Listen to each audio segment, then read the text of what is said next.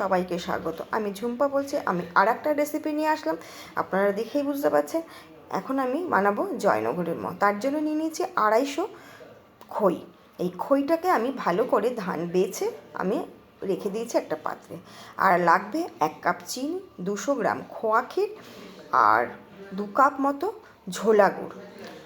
এটা কিন্তু ঝোলা গুড়ে মানে খেজুরের গুড়েই বেশি ভালো হয় টেস্টটা। তা আমি কড়াইটা বসিয়ে দিয়ে কড়াইতে 2 কাপ জল আমি দিয়ে দেবো। আর 1 কাপ হচ্ছে আমি ঝোলা গুড় দিয়ে দিলাম। আমার কিন্তু কড়াইটা কিন্তু বেশ বড় কড়াই নিতে হবে, কারণ হচ্ছে 250 গ্রাম খই ধরবে, তো সেরকম কড়াই নিতে হবে। ছোটো কড়াই কিন্তু এটা হবে না। নিয়ে আমি এটাকে 5 মিনিট মতো ফুটিয়ে নিলাম। ফুটিয়ে এটাকে আমি সরিয়ে রেখে দেব।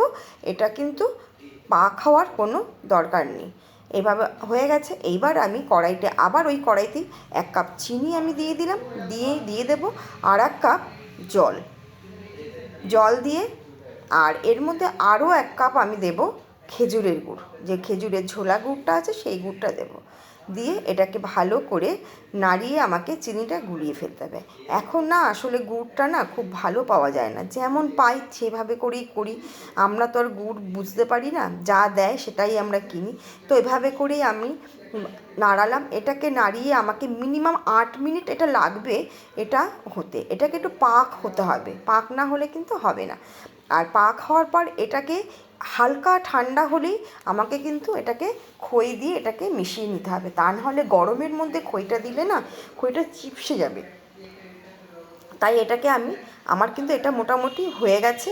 এরপরে আমি এর মধ্যে 250 গ্রাম যে খইটা রেখেছি, খইটা আস্তে আস্তে এর মধ্যে সব দিয়ে দিলাম। দিয়ে এটাকে আমি হাতাশ বা খুন্তির সাহায্যে এটাকে সব নাড়িয়ে নেবো, যে প্রত্যেকটা খইয়ের মধ্যে যাতে যায় সেটাই আমি দেখব। নাড়িয়ে এটাকে কিন্তু আমি সারা রাত্রির আমাকে ঢাকা দিয়ে রাখতে হবে। আমি রাত 8:30টার সময় এটাকে করেছি, তাই এটাকে 10 ঘন্টা মিনিমাম রাখতে হবে।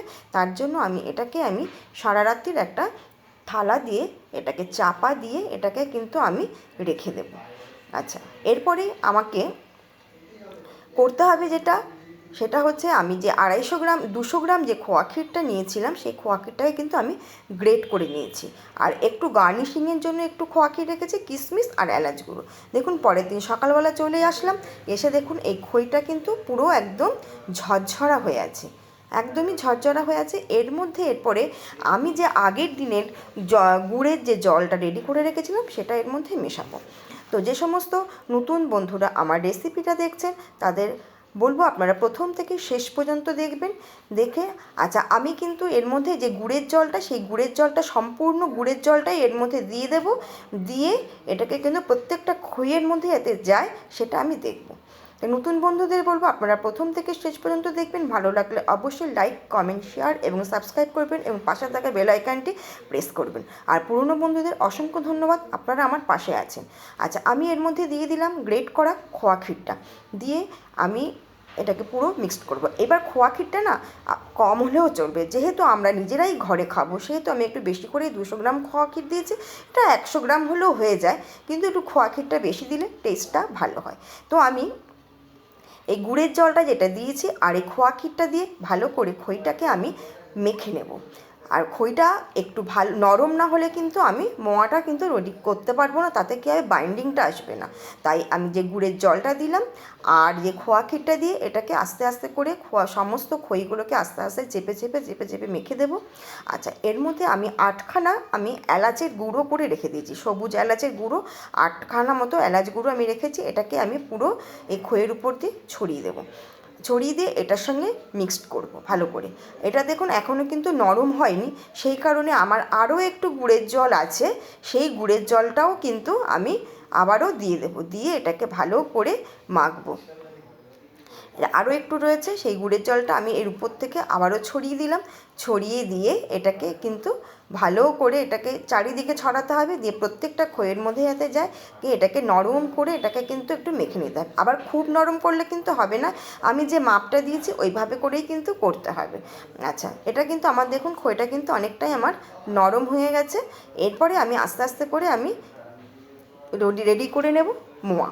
এইভাবে করে আমি মোয়াগুলোকে দেখুন রেডি করে নিচ্ছি। আপনারা যেরকম সাইজ মনে করবেন সেইভাবে সাইজে আপনারা করবেন। আচ্ছা, এভাবে করে মোয়াগুলো আমি সাফ করে নিচ্ছি।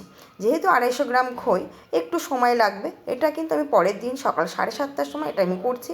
আগের দিন 8:30 অনেক ঘন্টাই আমার এই খইটা কিন্তু ছিল। এভাবে করে আমি সব খইটাকে আস্তে আস্তে আস্তে আস্তে করে আমি মোয়া তৈরি করে নেব। আর এরপরে কিন্তু আমার কিশমিশ রাখা আছে গার্নিশিংয়ের জন্য, এরপর থেকে আমি কিশমিশও দিয়ে দেবো। আচ্ছা, দেখবেন শীত পড়লেই প্রত্যেকেরই একটু এই ধরনের একটু মিষ্টি খাবার খেতে ইচ্ছা করে, তা সেইটা জয়নগরের মোয়া হোক, পিঠে হোক, যাই হোক। তো ঘরে জয়নগরের মোয়া করলে সেটা কিন্তু খেতেও নিজেদেরও খুব মনটা ভালো লাগে যে নিজে হাতে তৈরি করে খাচ্ছি, আর স্বাদটাও কিন্তু অনেকটা বেড়ে যায়। তা আপনারা অবশ্যই বাড়িতে এইভাবে করে ট্রাই করবেন। আমি এইভাবে করে কিন্তু দেখেন এক এক করে আমি মোয়াগুলো করে কিন্তু তৈরি করে দিচ্ছি। আর শীত পড়লেই দেখবেন এরকম মোয়া কিন্তু আমাদের প্রত্যেকের একটু খেতে ইচ্ছা করে। তাই এই বছর আমি ফার্স্ট বানাচ্ছি, বানিয়ে আপনাদের সঙ্গে এটাকে আমি শেয়ার করলাম। আমার কিন্তু মোয়াগুলো রেডি হয়ে গেছে। এর উপর থেকে আমি গার্নিশিংয়ের জন্য যে খোয়া ক্ষীরটা রেখেছিলাম উপর থেকে এভাবে করে গ্রেট করে করে উপর থেকে দিয়ে দেবো। দোকানে দেখবেন কেনার সময় এরকম মোয়ার উপরে এরকম কিছু গুঁড়ো গুঁড়ো থাকে, সেটা হচ্ছে এরকম খোয়া ক্ষীর। আর দিয়ে এরপরে কিশমিশ দিয়ে আমি সাজিয়ে দিলাম। তাহলে আমার কিন্তু রেডি।